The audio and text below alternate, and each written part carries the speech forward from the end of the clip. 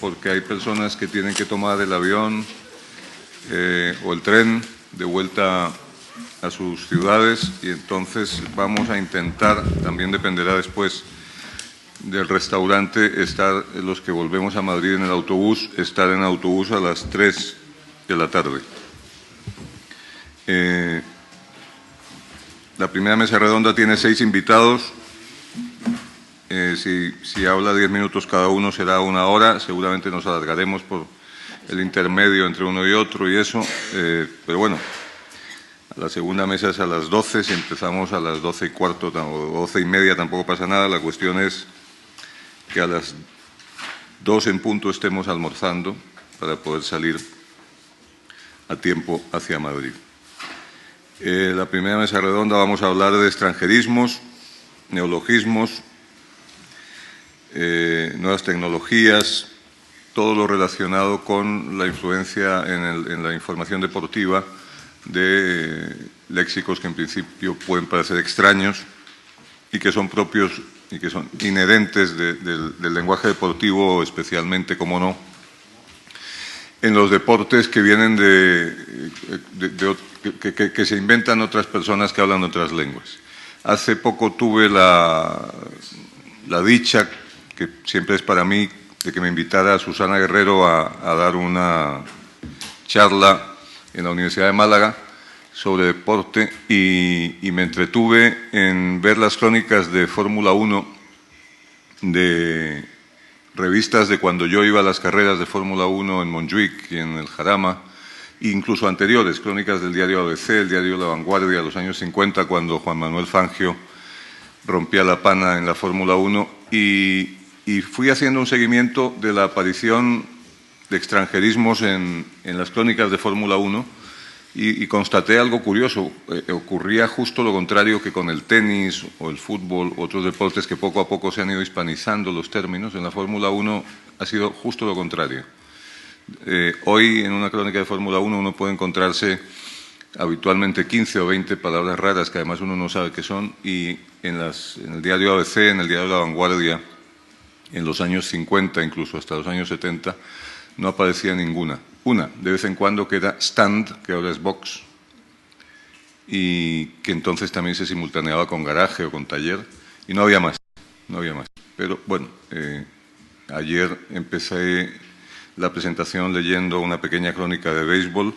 Es una de las disciplinas en donde más se han hispanizado los términos desde todos los puntos de vista, no solo de pronunciación, sino incluso, para mí es muy llamativo el jonrón, escrito con J y con tilde en la O, porque uno lo ve y ya no sabe de dónde venía, ¿no? Pero claro, si uno sabe de béisbol, pues sí sabe de dónde venía el jonrón.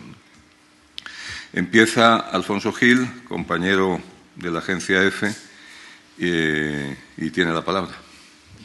Gracias, buenos días, y agradecer también la invitación. Yo no me quiero salir nada del tema, pero sí que quiero decir que nosotros, los periodistas, pues no somos lingüistas, no somos filólogos, y lo que hacemos es hacer periodismo deportivo cada día. Sería un debate largo decir qué es esto del periodismo deportivo, que ayer se preguntó uno de los compañeros qué era el deporte y qué es el periodismo deportivo, es la primera pregunta, y si me meto por ahí, pues realmente no entraríamos en materia. Un oficio con una determinada herramienta, pero que ha tenido un cambio importante en los últimos tiempos. Un entrenador de fútbol que se llama Lillo, Juan Manuel Lillo, volvió a entrenar después de 10 años y le preguntaron qué había notado de diferencia en el mundo del deporte, en el fútbol en general, y él dijo que la guarnición se había comido al solomillo. Y yo creo que por ahí van un poquito los temas. El solomillo es la esencia del juego, y el juego ya no le interesa a nadie. Nos interesa el entorno. El fútbol es el 1,7% del PIB, Iker y Sara, la recalificación de los terrenos, todo lo que hay alrededor que nos llama mucho la atención.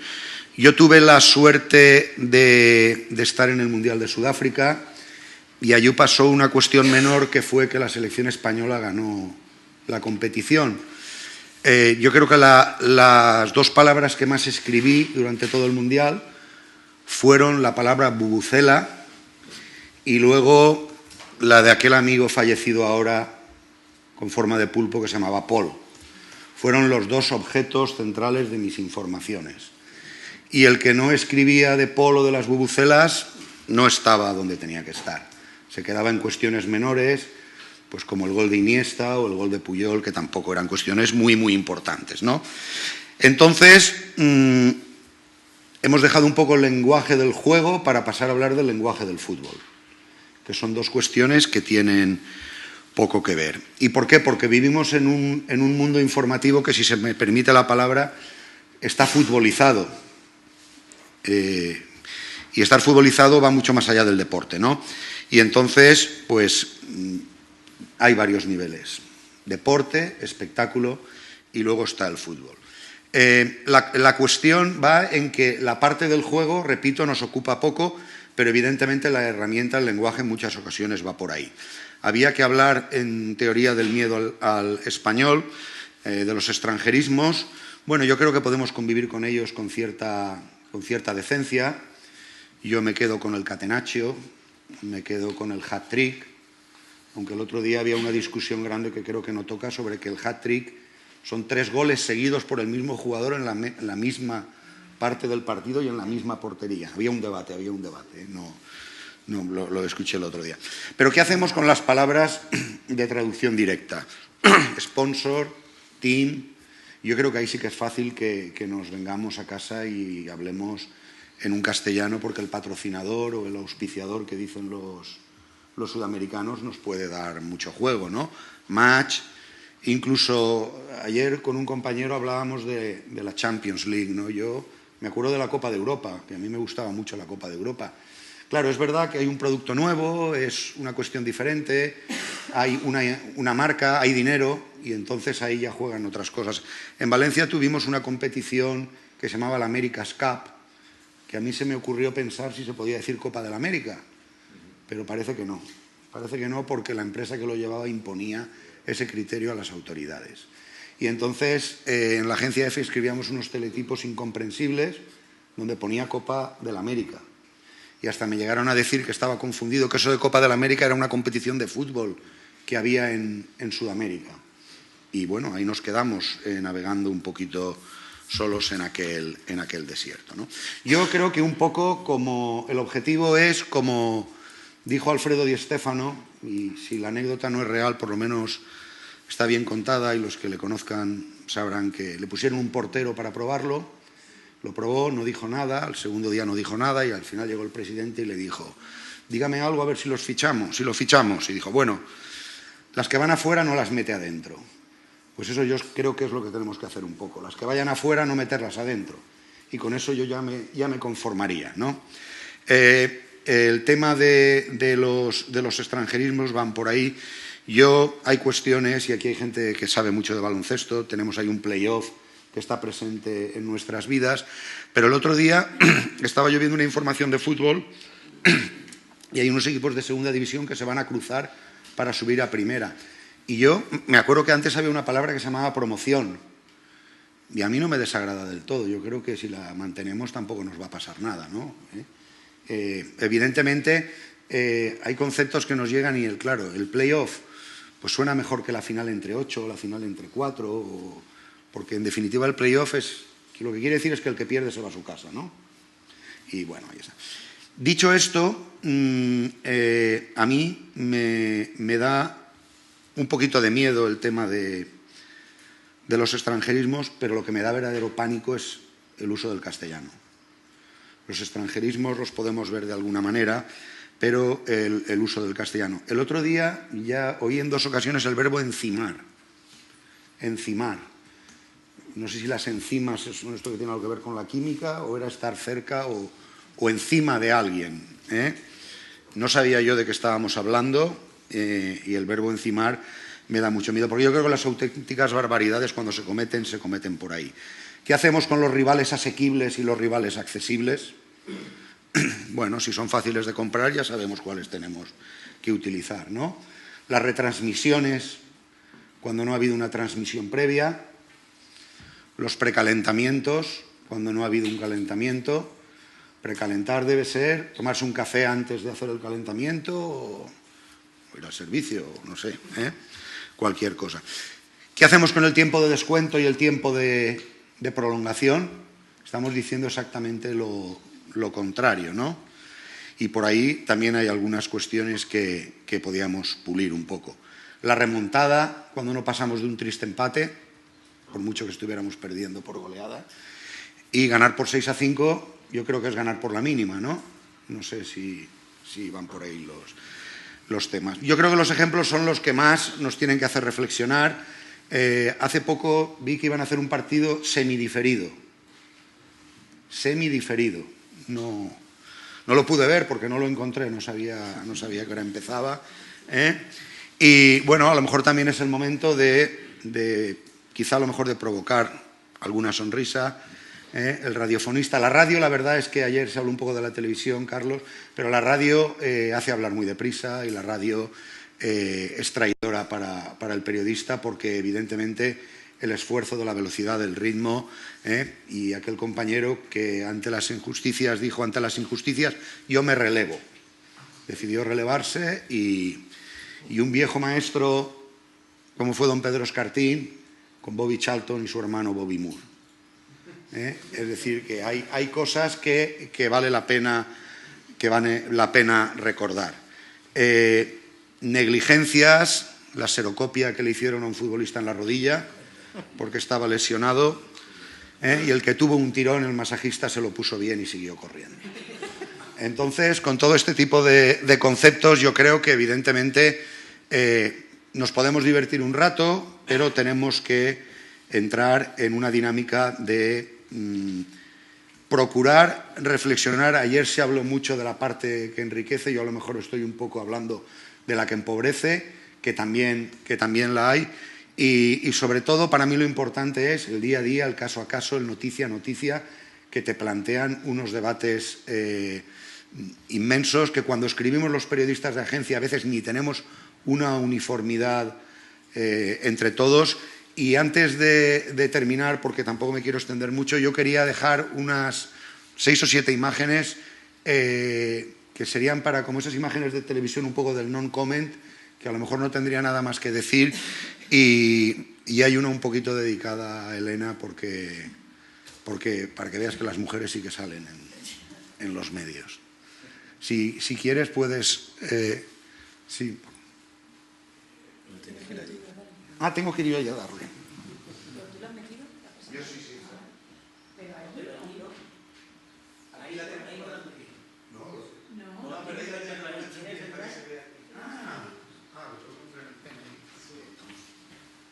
Creía que lo cargabas tú desde ahí.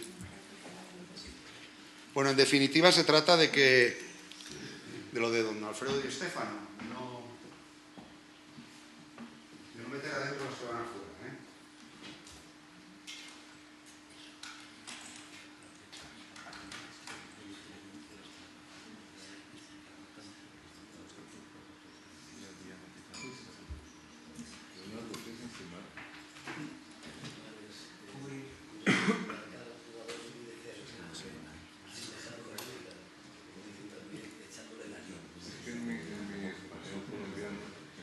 Era darte algo cuando ibas a comprar y te regalaban algo sobre el peso o un dulce, era de encima. ¿Qué le encimaron cuando iba a hacer la compra? Pues? Lo que estábamos viendo el otro día, quizás se lea pequeño, este señor es David Beckham, que es el que más ha aportado a la prensa del entorno, de la guarnición, la llamada prensa rosa del corazón, que podríamos llamar también prensa de la entrepierna, ¿verdad?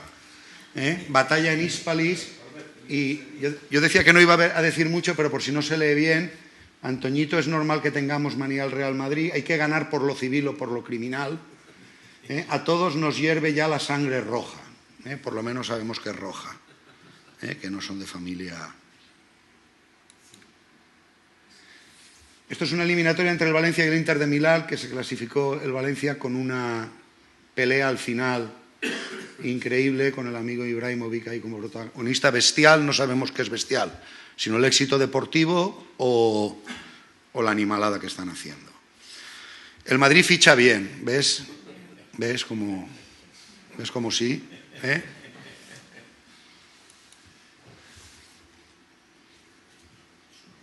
Fernando Torres y Raúl. Salen juntos. El día siguiente del descenso de River Plate en un periódico económico, el estadio se llama El Monumental. ¿Y qué ocurre en un periódico económico argentino el día que se produce una debacle en el país absolutamente que trasciende a lo deportivo a todos los niveles? Un partido de Copa entre el Zaragoza y el Real Madrid, 6-1 es el resultado. A mí este titular me parece impresionante, con las letras corporativas de marca de la empresa, y cuando se produce un Corte Inglés que creo además que finalmente no se produjo. Bueno, hemos puesto los primeros ejemplos, quizá a mí no me resultaban tan agradables, estos últimos es otra cosa, y el impacto de la portada del País el día de la muerte de Antonio Puerta. Esta es la noticia deportiva del día. Y tiene una carga absolutamente grandiosa. Y ahí está. Bueno, pues con esto he terminado. Muchas gracias.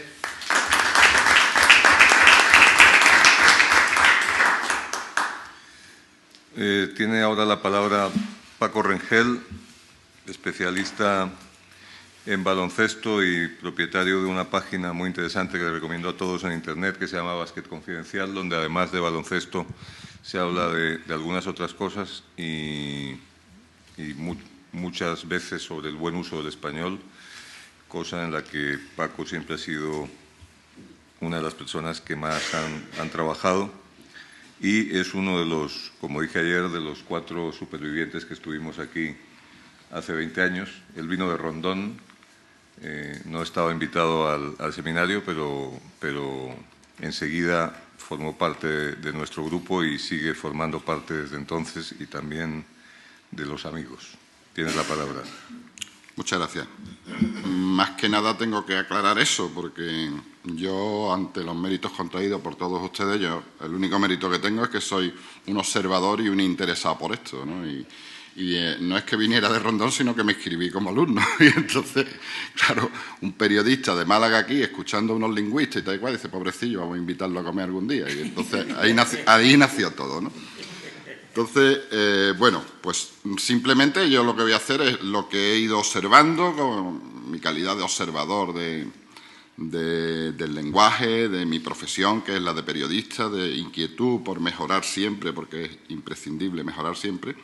Pues simplemente lo que voy a hacer es, pues a lo mejor un resumen, un compendio de todo lo que os he leído a vosotros, os he escuchado, y desde el punto de vista periodístico y de mi peculiar forma también de ver las cosas, ¿no? Adelanto que mi inglés es el del nivel de un taxista de Atenas, el que me encontré aquella noche, estuve media hora y nos entendimos los dos en inglés. Y mi francés de bachillerato, es decir, que ha llovido, ¿no? Entonces todas las patadas que le dé a la pronunciación de ambos idiomas la vais a entender perfectamente. Pido disculpas por anticipado. Bueno, entiendo que en este foro hablar de los anglicismos en el deporte y la tecnología es reiterar lo que conocemos todos, que si la procedencia de la disciplina, la displicencia de algunos periodistas, la petulancia de otros. Inevitablemente me extenderé más en el ámbito del deporte. Si me queda tiempo diré alguna tonterilla sobre las nuevas tecnologías, o alguna pincelada, no sé si habría que decir algún clic sobre las nuevas tecnologías, ¿no? Entonces, también voy a cometer alguna repetición en lo sabido y a lo mejor en lo hablado aquí, pues he elegido ejemplos que pueden reforzar aún más lo que ya sabemos. Y concluiré con una propuesta tan ambiciosa como quizás utópica, y ahí ya miro a Joaquín y tal. Bueno, para despistarles, voy a empezar a hablar de toros.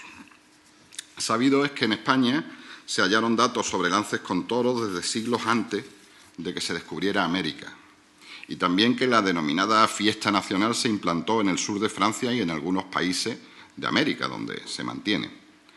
La influencia del premio Nobel Ernest Hemingway y la relación directa de la fiesta de los toros con nuestro país siempre atrajo la atención de muchos turistas.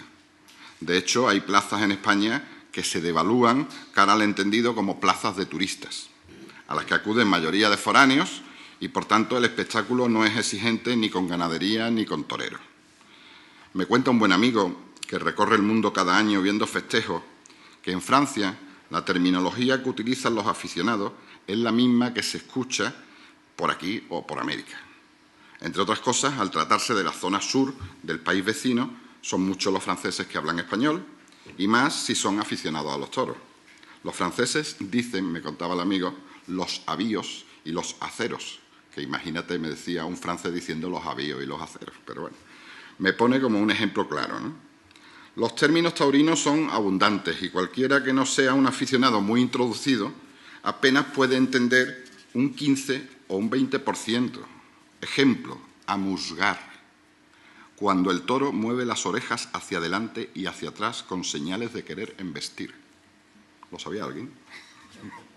Pues así hay muchos términos en el mundo taurino, ¿no? En algún glosario de términos taurinos explicados para franceses he encontrado los vocablos españoles con una definición en francés.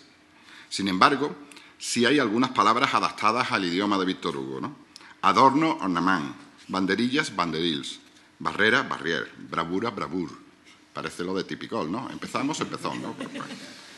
Sorprendentemente, también me topé con un glosario para ingleses, idéntico con explicaciones del nomenclátor español, pero también con algunas curiosidades. Bull, toro. Fight, luchar. Bullfight junto, corrida. Bullfight separado, toro de lidia. Me llamó la atención que explicaran incluso sinvergüenza en el glosario. En inglés pone sinvergüenza. Y dicen que es como la ofensa al matador que ha tenido una actuación cínica. Lo definen así, ¿no? Viene esto a demostrar que quizás la única disciplina que hemos exportado con algún éxito es la fiesta de los toros. Y queda comprobado que después de siglos es complicado enmarcarla en otras lenguas. Obviamente, el deporte y otras facetas técnicas y tecnológicas cuyo desarrollo ha tenido lugar en los últimos 60 o 70 años y que su procedencia es generalmente anglosajona, representa para los hispanohablantes un continuo ejercicio de adaptación, acogida o desesperación, según el caso. La cohabitación de vocablos procedentes de otras lenguas es tan estrecha como se puede comprobar en las siguientes líneas. Aunque tenía noticias de que aquella empresa estaba demandada por mobbing, decidí acudir al casting. Dejé el coche en el parking y me dirigí al hall, donde había empezado el cóctel cuyo catering era responsabilidad de Steakhouse. Como hice footing, aquella mañana me permití degustar un sándwich. Mi manager, que adelantó que el trabajo sería full time, mi manager me adelantó que el trabajo sería full time. Los freelance pululaban por allí. A la media hora el responsable de marketing me abordó y me dijo, for the record, que tendría que hacer un striptease ante el jefe. Firmado la top model Jessica Samanza de Puente Genil, Córdoba. Bueno, lo hemos entendido todo, evidentemente. Aunque a veces, como ocurrió en una playa de Málaga, estas exageraciones en acogerlo todo con una gran cordialidad, pues da lugar incluso a que se importen nombres y apellidos para niños. Y está la famosa leyenda, broma o realidad de la señora que está en la playa y de pronto gritó, Kevin Cornes de Jesús, ¿cómo tajo que te mato?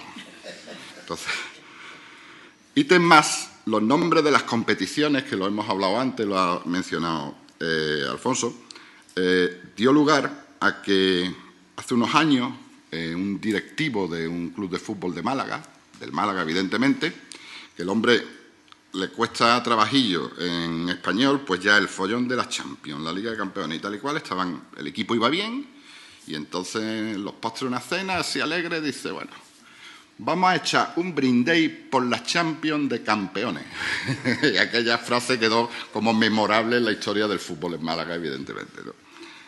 La constatación de que el tiempo también es juez insobornable para el idioma se puede comprobar con el paso de los años. Se llega a la conclusión de que el uso, las tendencias, la difusión, fundamental este apartado, transforman, adoptan y regularizan la perfecta cohabitación de nuevos términos.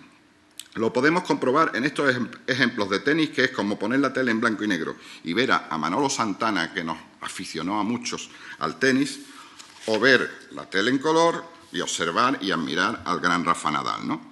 Es decir, Manolo Santana disponía de un match ball y decidió intentar un ace. Al no conseguirlo, el drive liftado se estrelló en la red y hubo deuce. Después, con un lob y un passing shot, salió victorioso.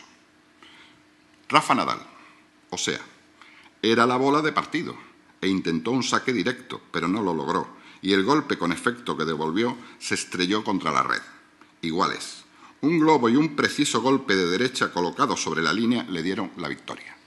Eso ha pasado, lo hemos escuchado todos, ¿no? Y además en la época del memorable Juan José Castillo, que lo recordamos también todos, ¿no? Nuestra memoria ha seleccionado a sus hermanos españoles y vemos mejor la jugada con la segunda narración porque ya nos hemos adaptado a esos términos. Pero en su día todos conocíamos perfectamente lo que eran los términos anglosajones, ¿no? Seguro que hay muchos más, pero a bote pronto les recuerdo algunas palabras que se han ido transformando hasta lo más español con el paso de los años. Salió ayer, offside, fuera de juego. Referee y árbitro se mantiene en América, pero aquí hace muchos años que no se escucha referee o no se utiliza referee, ¿no? Forward delantero, esa yo ni la recuerdo haberla oído. Corner, saque de esquina. Linier, lo del linier es que ya no es solo linier, es que se pasó a juez de línea. Muchas veces decimos, es que es más corto en inglés. No, aquí era al contrario, empezamos a decirle juez de línea, pero ahora las normas es que se llaman árbitros asistentes o árbitro auxiliar. Y entonces ya cada vez va más. Y ahora que están poniendo los del fondo de la portería, a ver cómo les ponemos a eso, ¿no? Ahora serán los árbitros de la Champions, ¿no? Que están en el fondo de la portería, que tendrán su nombre también técnico, claro. Mi admirado Carlos Jiménez, pionero en la información del baloncesto y exredactor jefe de AS, rescató del baúl del diccionario la palabra escolta para aplicarla al alero bajo, al ayudante del base, al jugador que actúa en la posición denominada 2 en baloncesto. Si no llega a sacarla, igual hoy hablábamos de shooting guard. Pero Carlos tuvo una gran ventaja. En aquella época no existía la diversificación de medios de ahora. Su periódico era quizás el más seguido por el mundo del baloncesto y su propuesta, su palabra, tuvo toda la aceptación. Se implantó con pasmosa facilidad y hoy escolta se encuentra clavada en todas las canchas del baloncesto español. En cuanto a la terminología cibernética, la verdad es que no sé si voy a tener tiempo después de deciros algo, pero para los que somos informáticos, entre comillas, o nos hemos metido en el ordenador a puro esfuerzo, la verdad es que es tremendo, ¿eh? Yo cuando hablo un tutorial de Google y tal y cual, y me dicen 7 palabras seguidas que no entiendo, ya no lo puedo seguir, ¿no?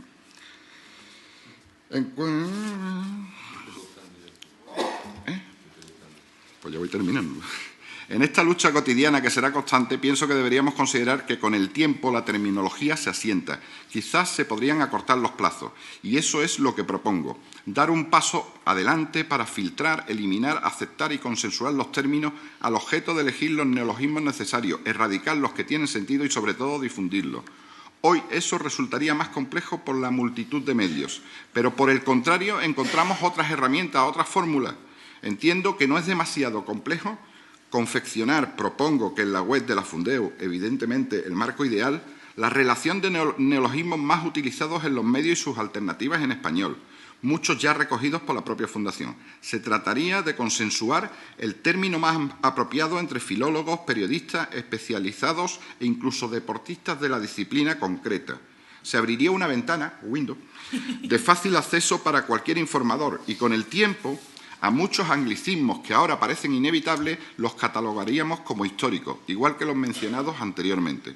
Al menos los periodistas tendrían un lugar exacto donde consultar y no tendrían la excusa para hacer lo más cómodo, que evidentemente es dejar que anglicismos fáciles de transformar se anclen. Como hemos visto en los ejemplos, no es imposible erradicar mucha de esa terminología. Como prueba de la capacidad y deseos de los hablantes para mejorar esa transformación, les dejo algunos mensajes que llegaron a mi espacio de Facebook y Twitter con una sola consulta, de gente pues relacionada con el deporte, periodistas y tal y cual. Me decían, llevar el timing del partido, antes la moda era tiempo, coma, ritmo, proponían, golaveras, media de goles, hat-trick, triplete de toda la vida, pick and roll, bloqueo y continuación, zona presionante, body check, bloqueo defensivo, y después el más cachondo era en las eliminatorias de playoff, pues decía que el MVP, Most Valuable Player, lo cambiaría por MJ, no JMV, sino MJ, que es correcto, mejor jugador, punto y seguido. Muchas gracias.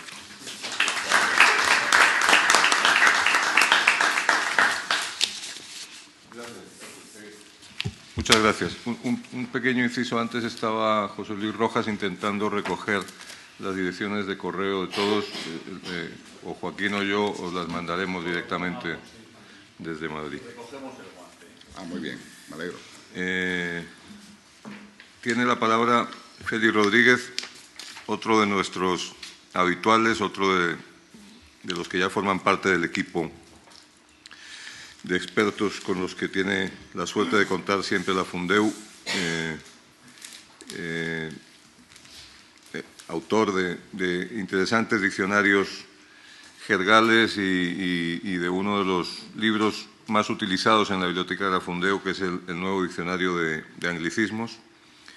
Y tienes la palabra, Félix. Muy bien, muchas gracias, Alberto. Una vez más, gracias. Sí, bien. ¿Ahora?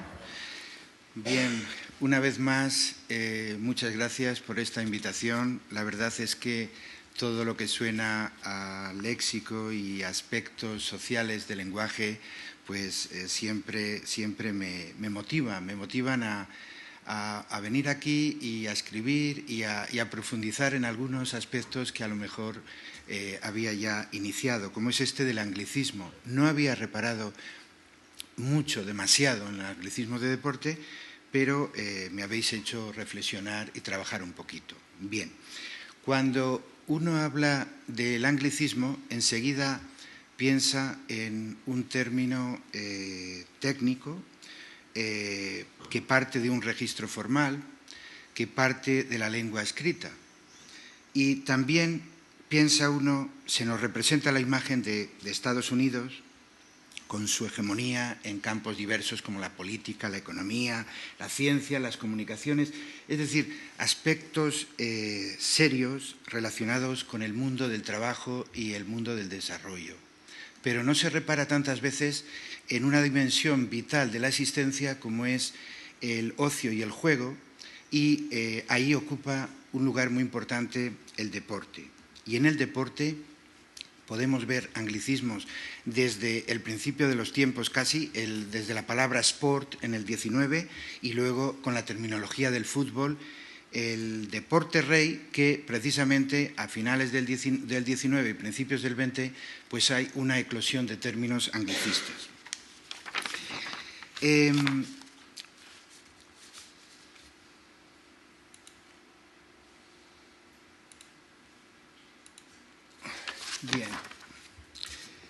Tenemos que, al hablar de la importancia del inglés, tenemos que pensar que hay muchos nombres de deportes y muchas acepciones. En cuanto a los nombres de deportes, pues enseguida viene la palabra fútbol, la palabra béisbol, la palabra voleibol, la palabra básquetbol. Algunas pues dieron lugar a traducciones, ¿no? Y de ahí se escapó un poco baloncesto. Baloncesto, pues quizá porque es casi una excepción, porque básquetbol pues era un poco extraño morfológicamente y poco transparente. Hay muchísimos nombres porque casi todos son de origen norteamericano. Y las acepciones lo mismo, debido a la influencia del inglés. Hoy día tenemos en las 1100 y pico acepciones de términos extranjeros coleccionados por dos autores, entre ellos Jesús Castañón, pues aparece en primer lugar el inglés, luego el japonés, francés, Entre el inglés y el japonés ocupan el 57%, pero yo he desgajado de esa estadística lo que corresponde al inglés y serían el 53% exactamente de los términos extranjeros.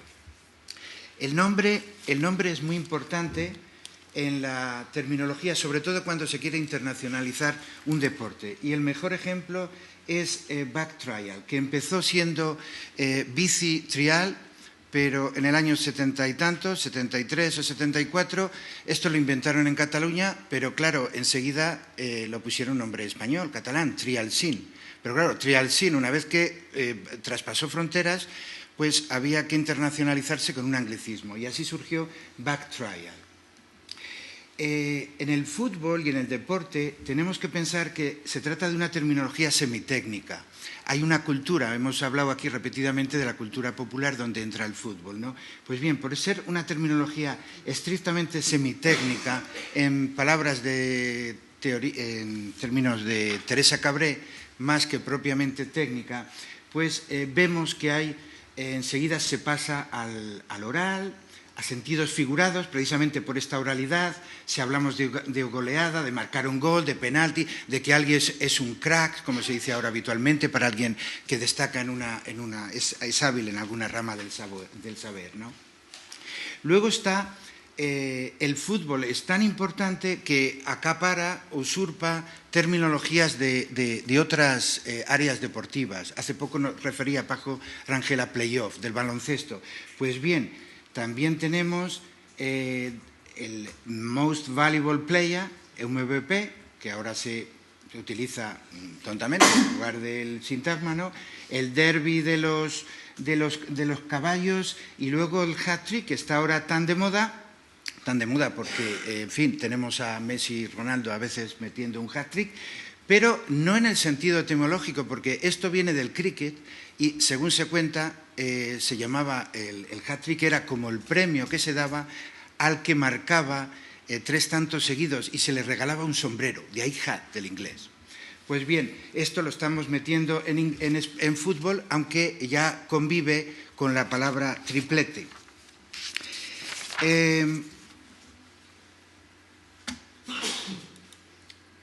Bien, en cuanto a las actitudes del anglicismo, tenemos lenguas introvertidas y lenguas extravertidas.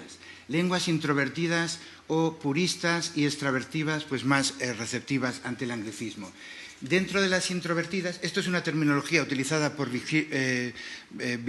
Virginia Pulcini, coeditora de un libro que nos va a salir en John Benjamins el próximo agosto y que se titula The Anglicization of European Lexics, la anglización del léxico europeo, donde, por cierto, va a haber un artículo entre los colaboradores que pasa revista a la terminología del fútbol en todos los idiomas, de interés para los futbolistas y futboleros que aquí hay. Pues bien, entonces tenemos introvertidas, como podría ser por chauvinismo el francés y el islandés, y lenguas extravertidas por las dictaduras. Virginia en algún momento escribió que ejemplo de la extravertida era el italiano y al igual que el alemán, y introvertida el español. Y entonces yo la corregí a medias, matizando, diciendo que lo que pasa es que la dictadura la dictadura italiana termina en el año 45 y ahí prácticamente empieza la nuestra. Entonces nosotros tenemos una inflación de anglicismos precisamente a partir de mediados y finales de los años 70, mientras que el italiano es antes. Pero de todas maneras, el dato es interesante porque ese nacionalismo lingüístico que deriva de una dictadura, pues explica, por ejemplo, cómo en italiano se dice el calcio y se dice rigore en lugar de penalti, algo realmente inusual, porque casi no pasa en ningún país, con esos términos, esos conceptos tan usuales, ¿no? Entonces, en el español yo distinguiría 3 etapas principales. El siglo XIX, principios del XX, si uno repasa las hemerotecas, se encuentra con halfback y goalkeeper y tal. Luego en la dictadura pues tenemos lo del fútbol, que por el régimen franquista hay un decreto para nacionalizar los términos y ahí se debe que decrete lo de balompié, pervive en balompié, pero que no es en la dictadura donde nace. Esto ya había nacido antes, hacia 1908, cuando hay una disputa entre los intelectuales, unos proponiendo balompié, otros proponiendo fútbol y otros proponiendo, Azorín, por ejemplo, muy purista y muy ridículo y cursi, esferomaquia.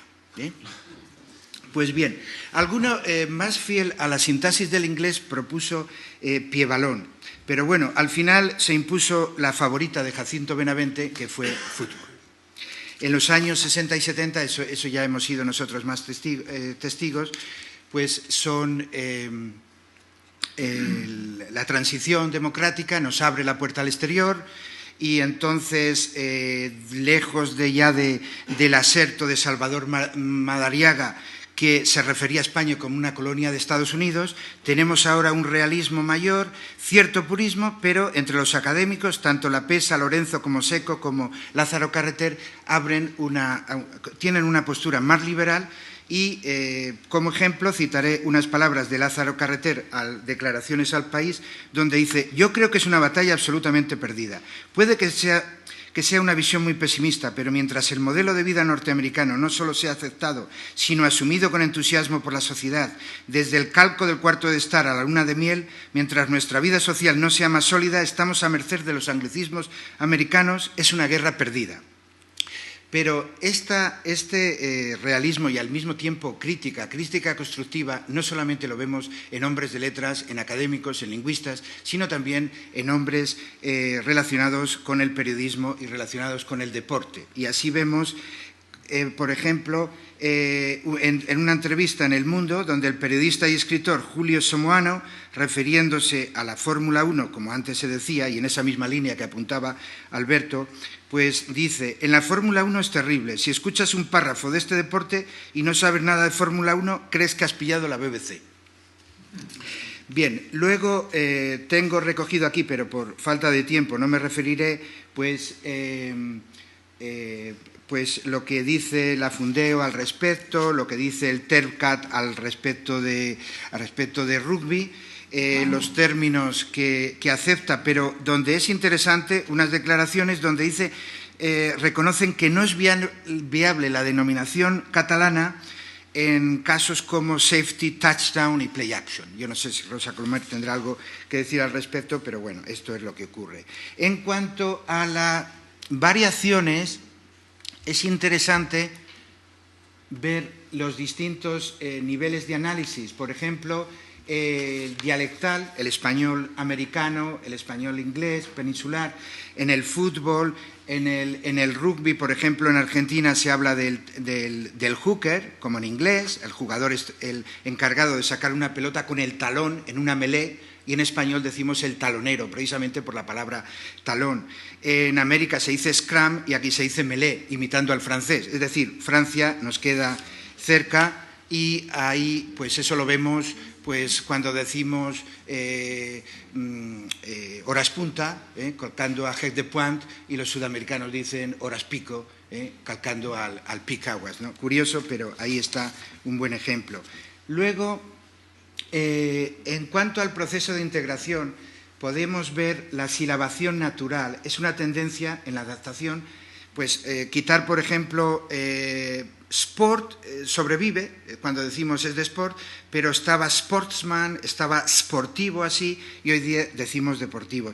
También en cuanto a economía de expresión, pues decimos crack por crack player, que resulta muy corner en lugar de corner kick. Y en cuanto a lexías simples, hemos pasado del básquetbol al básquet y del voleibol, algunas veces, no siempre, al vóley. Y una cosa que he observado es que los nombres de los deportes, en inglés, bodyboarding, mountain biking, skateboarding, snowboarding, windsurfing, se te quita el ing en todos. Y hablamos del surf, hablamos del windsurf, hablamos del snowboard, es decir, que resulta un poco... Esto también por economía de expresión. En cuanto a traducción, pues tenemos el calco, viene el semántico, cómo hemos pasado del goalkeeper a guardameta por un calco, palabra por palabra, y luego un anglicismo semántico a portero, ¿no? Decimos también en tenis también, no solamente en fútbol, tenemos love, ahora cero, el deuce, que nos resultaba tan extraño, deuce, pues ahora a igualar, ¿no? Bien, hay en estos ejemplos, como decía antes Alberto, como una españolización, o sea, ahora decimos fuera de juego en lugar de offside, y que a pesar de que habíamos adaptado el Orsa inicialmente, ¿no? Y decimos plusmarquista en lugar de recordman, pero es curioso que a veces hay que tener mucho cuidado con estas aseveraciones impresionistas si no vienen revalidadas por una comprobación empírica. Y he tenido el cuidado de ver, por ejemplo, la última semana de abril, revisé el País y encontré 8 veces córner y 2 saques de esquina, lo cual quiere decir que en fin, que todavía tenemos córner para rato, ¿no? En cuanto a variaciones léxicas... Félix, vete acabando. Vale, 2 minutos. Bien. He visto, por estilismo, he encontrado algunos datos preciosos donde aparece jugón, estrella y cracks, y otro donde aparece velocista, sprinter, pero muy curiosamente el sprinter lo meten en el titular, ¿no? Y luego tenemos lo de clásico y muy actual, derbi, está dando lugar al clásico, heredado de la terminología argentina, clásico y superclásico, y tengo una cita preciosa donde dice, de Jordi Quijano, del País, el Barça resolvió un clásico ante el Madrid y un derbi frente al Español. Es decir, que ahí es majísimo porque derbi se ve el significado original de equipos donde hay una rivalidad máxima. Y bueno, pues no quisiera, en cuanto a la variación entre fútbol, fútbol y todo eso, si alguien está interesado, le remito a un artículo que tengo colgado en Internet sobre variaciones lingüísticas. Eso está ampliamente recogido, la diferencia entre fútbol y fútbol y todo eso. Y luego quiero terminar, basta que hemos tenido hace poco a los 2 atléticos, pues terminar diciendo que tenemos el Athletic de Bilbao, o Atlético de Bilbao, donde se preserva ese dígrafo inglés precisamente para dar esa marca antigua, porque, en fin, apareció el inglés en la cornisa británica, y luego tenemos el Atlético de Madrid, ¿eh? O sea que eso... Y lo que decía del Inter de Milán, también he reflexionado sobre eso. Inter de Milán y el Milan. Entonces, el Milan se funda en 1889, enseguida tiene un presidente, Alfred Edward, inglés, y el Inter de Milán, aparte de no tener esa progenie, esa genética tan inglesa, hay un condicionamiento sintagmático, porque la cadencia, el Inter de Milán, es mucho más fácil de pronunciar que el Inter de Milán, sería más difícil. Y nada más.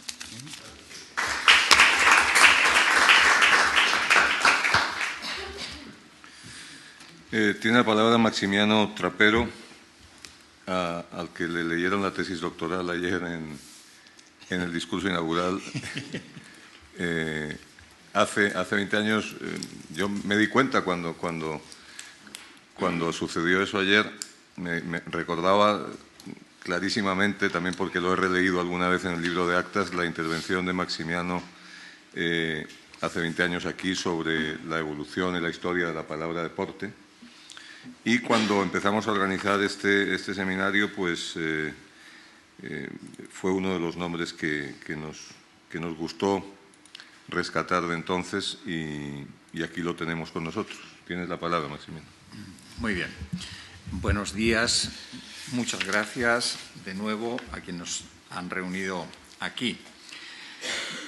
Yo voy a hablar de semántica hoy, de semántica del deporte, que fue con lo que inicié mi entrada en este mundo y que, como fue objeto de la tesis doctoral citada ahora por Alberto, Pues una tesis doctoral marca para siempre, y aunque después cambien los temas en la investigación, siempre es recurrente volver hacia ella. Y es curioso cómo, volviendo, se van a decir cosas que no se habían dicho antes, porque obviamente uno va cambiando, va madurando y ve perspectivas o ve desde atalayas diferentes lo que antes había dicho. Bueno, y voy a hablar de semántica porque en el fondo la semántica es una especie de atalaya desde la que se ve la lingüística entera, ¿no? La semántica que tiene cierto desprestigio y que no tiene la valoración que creo que se merece, porque al final todo es semántica. Lo más importante del lenguaje es el significado, dijo Aristóteles. Y así creo que es. Yo voy a tratar sobre dos conceptos específicos, que es lo que aparece en la fotocopia que les he dado, sobre el concepto de deporte y sobre los tecnicismos en el lenguaje deportivo. En las conclusiones del simposio del año 1992 se recoge la primera conclusión, que dice lo siguiente. Desde el punto de vista de lo estrictamente lingüístico, ha quedado de manifiesto la falta de una reflexión consistente sobre el concepto de lo técnico en las lenguas y en su aplicación al ámbito deportivo. Si bien, frente a ello, se ha podido acceder a una precisa visión de semántica estructural del campo semántico deporte. Como yo me sentí aludido en esta segunda reflexión, pero también en lo primero, en la falta de precisión sobre la presencia de los tecnicismos y dentro de los tecnicismos de los anglicismos en el deporte, yo he vuelto sobre este aspecto y quería hacer una propuesta que está reflejada en este gráfico que les han repartido. En efecto, la palabra deporte, que hoy es polisémica y que, por supuesto, que nos podemos preguntar qué es deporte o qué no es deporte, qué es lo más deporte o lo menos deporte o aquello a que habría que excluir. Porque si cogemos las páginas de un periódico en la sección deportiva, veremos la cantidad de actividades que allí hay a las cuales muchos de nosotros dirían, pues esto no es deporte. Pero vuelvo a lo de ayer, si en la lengua se llama deporte, es deporte. Es decir, es deporte todo aquello que reciba y merezca la palabra deporte, no a título individual, sino a título colectivo. Otra cosa será después la definición de ese concepto. Y lo que ocurre es que el deporte, la palabra deporte española no deriva del sport inglés, sino que es muy anterior. La palabra autóctona del castellano es de puerto, que aparece en el Mio Cid y aparece en Berceo, la palabra de puerto. Incluso tenía su forma verbal deportar con el sentido estricto de hacer deporte. Claro es que el significado y el concepto de aquel de puerto primero y el deporte posterior del siglo XIV, XV, etcétera, etcétera, etcétera, tal cual dijo ayer nuestro presidente de la Academia Española, puede ser calificado como diversión, entretenimiento, y ni siquiera requiere la actividad, la de acción, sino el efecto que se recibe de una actividad. Y yo pongo tres ejemplos que me parecen contundentes a este respecto en lo que ustedes tienen ahí. Tres ejemplos del siglo XV. Una canción amorosa de Jorge Manrique. Y ándome así perdido, añadiendo pena a pena, con un deporte fingido, con una alegría ajena. El segundo, de un poeta extremeño que se va a las cortes de la isla de La Gomera recién conquistada y ante el panorama maravilloso del valle de Hermigua dice: al val de Hermigua llegué, oposito contra el norte, do cuando en él me hallé, como sus frutas gusté, recibí mucho sumo deporte.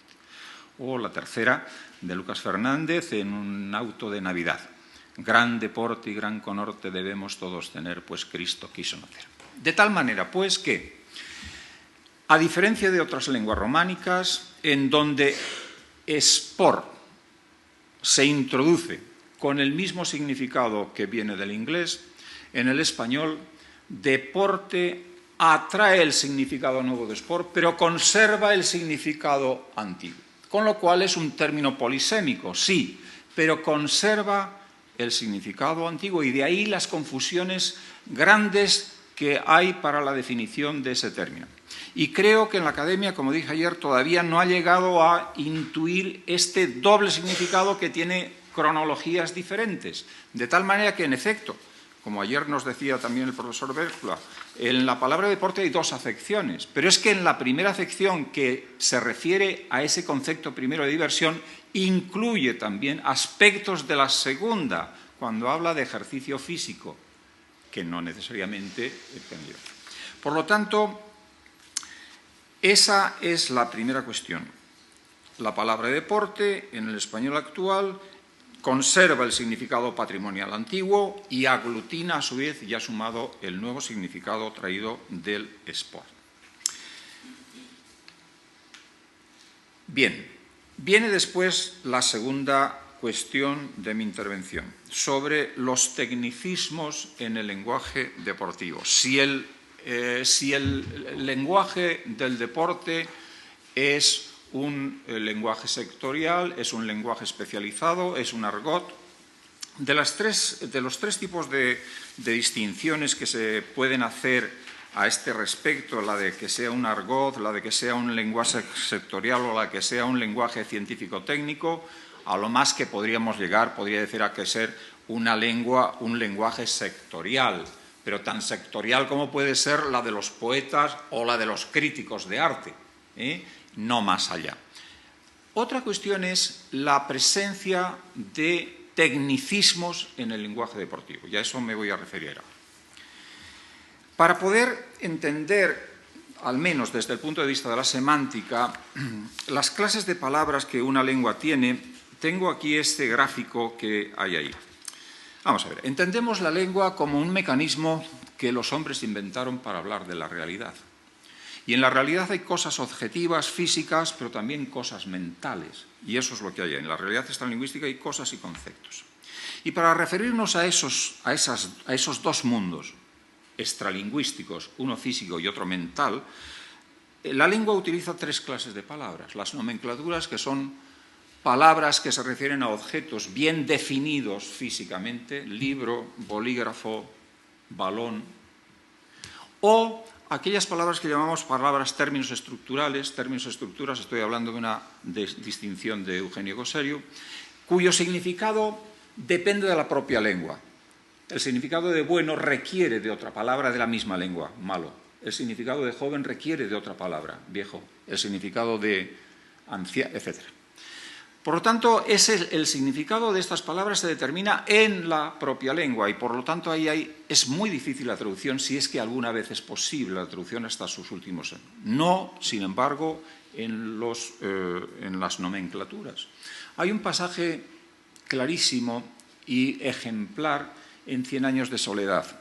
Dice Gabriel García Márquez que cuando llega la peste del insomnio a Macondo y cuando pierden la noción y olvidan el nombre de las cosas, para poder recrear y poder seguir viviendo, se les ocurrió escribir el nombre de cada una de esas cosas con un letrero. Y ponían micrófono, vaca, buey, y fueron al huerto y pusieron malanga, patata, etcétera, etcétera. Pero perdieron a su vez la memoria del valor de la escritura y entonces tuvieron que volver y hacer una escritura mucho más grande. Esta es la vaca da leche, la leche hay que mezclarla con el café y hacer café con leche para desayunar. La primera acción es la nomenclatura, poner un nombre a cada cosa.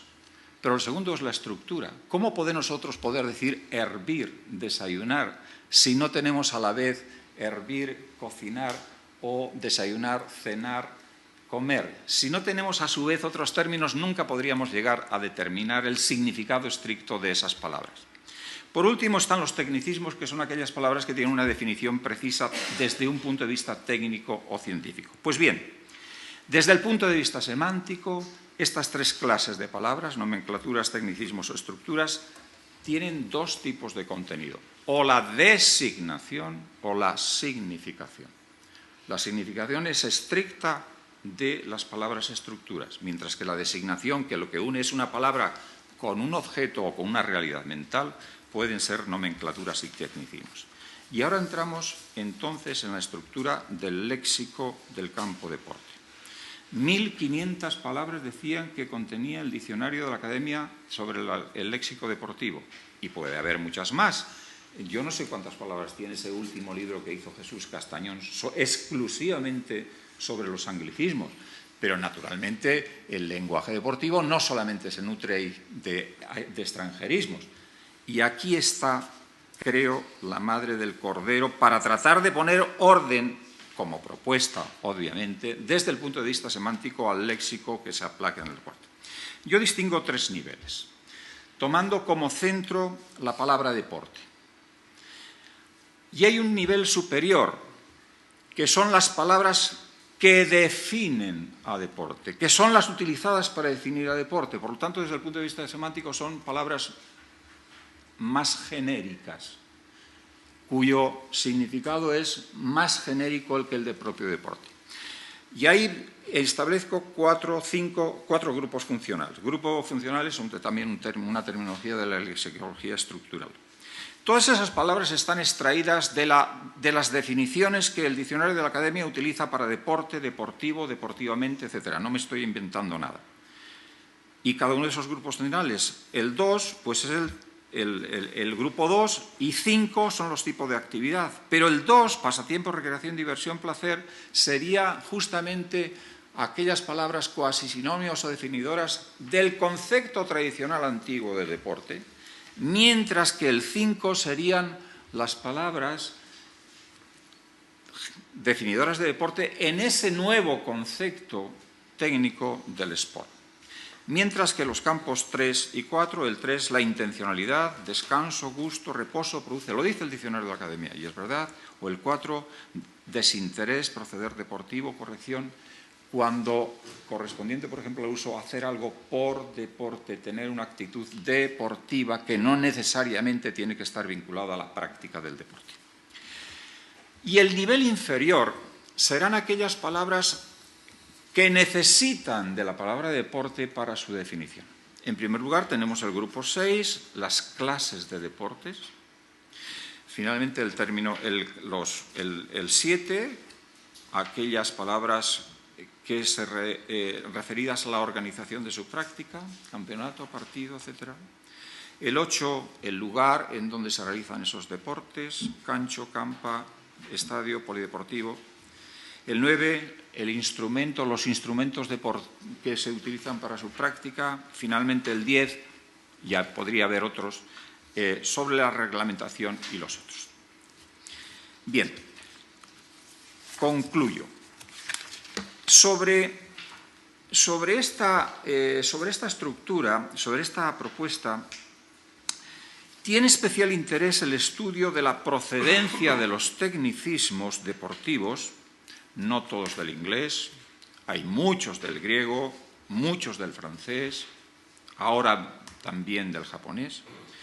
Es interesante también los procesos lingüísticos que en ellos se dan, desde los extranjerismos crudos, ranking, hockey, playoff, a las adaptaciones fonéticas y morfológicas al español que han recibido algunos de esos extranjerismos.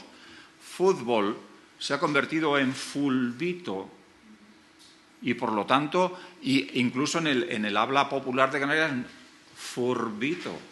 El dichoso furbo es un proceso de españolización clarísimo. Desde los calcos semánticos, baloncesto, balonmano, a las creaciones propias del lenguaje deportivo, con un complejo conjunto de procedimientos, deslizamientos semánticos, metáforas, localismos, compuestos. Metáforas, ayer veíamos paradiña chilena, panenca, me encantó ese metaforismo. Incluso el trasvase que han tenido determinadas palabras patrimoniales del español al lenguaje técnico del deporte, partido, encuentro, torneo, desafío. Todo esto tiene mucho de interés, pero creo que está sin hacer. Y sería muy conveniente hacerlo para poder hablar con precisión del grado de tecnificación lingüística que tiene en la actualidad el lenguaje deportivo español y en qué áreas concretas de ese lenguaje. Nada más.